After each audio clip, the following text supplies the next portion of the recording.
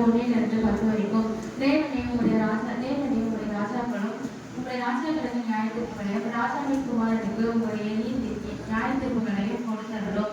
அவர் உம்முடைய ஜனங்களை நீதியோடும் உம்முடைய எண்ணெய்களை நியாயத்தோடும் விசாரிப்பார்.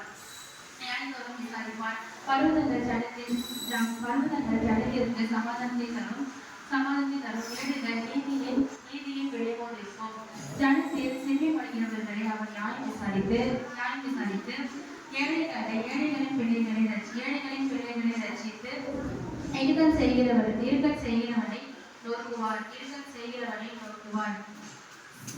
சூரியனும் சந்திரனும் உள்ள மட்டும் அவர்கள் உமக்கு தலைமுறையாக பயந்திருப்பார்கள். புலர் பூண்ட வெளியின் மேல் பெய்யும் மழையை போலவும் பூமியில் அடைக்கும் குரலை போலவும் இறங்குவார். அவருடைய நாட்களை நீதிமான் செழிப்பான். சந்திரன் உள்ள மட்டும் அவர்களுக்கு சமாதானம் இருக்கும். ஒரு சமுத்திரம் தொடங்கி மறு சமுத்திரம் வரைக்கும், ஒரு நதி தொடங்கி பூமியின் எல்லை வரைக்கும் அவர் அரசாளுவார். வனந்தரத்தார் அவங்க முன்பாக குனிந்து வணங்குவார்கள்.